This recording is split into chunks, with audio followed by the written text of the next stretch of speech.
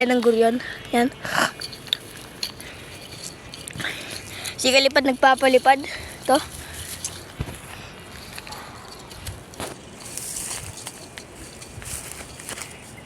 Ito yung tali namin, guys. Pang-fishing po yan. Ito mga kalipad, yung ano. Ito nga pala si, pakita ka, Kalipad Kiko. Yan. Ako Bagong nga pala gising. si Kalipad Lordin. Yan. Ito po yung pinapalipad namin. Diba sabi sa'yo, kulang lang yan sa ulo ka. Oo. Kaya nalagyan ko. Yan, dito po kami sa buwan. Yan. Lilipat po tayo ng pwesto, mga kalipad. Dito tayo mga kalipad. Dito tayo, tatali natin sa ranggola.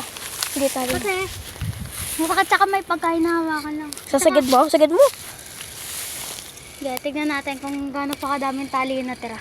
Ito na, Mga guys. kalipad, magsasagad tayo ng saranggola.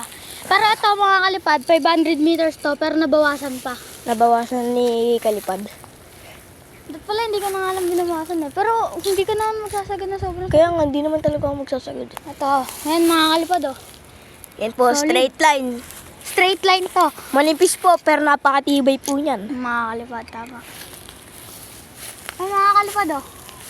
Pakita mo. Sipol agad tan siya mga kalipad. Di ba sabi ko? Kahapon di ba palayo yung lipad niya? Oh, ngayon sorry na. tumitingin eh. Sorry na eh. Kaya natin to iwan dito. Punta ulit tayo kala Enjo. Ha? Punta ulit tayo kala Enjo. Bahay namin. Oo. So mga kalipad, maikli lang to kasi nabawasan na to, sobrang daming bawas. Pero hindi naman, yung kasama naman natin ngayon, hindi naman magsasagad ng sobrang sagad na sagad lagi.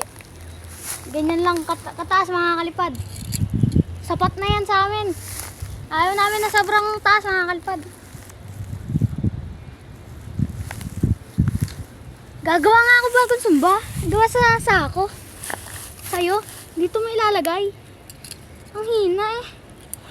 Bisaya na, guys. Tali natin dito, mga idolo. Dito mo. Ah, nilinisan muna natin yung hindi natin panin. Yan mga kalipad, tignan nyo naman, tumitining na. Saan na? Wala, tumitining na.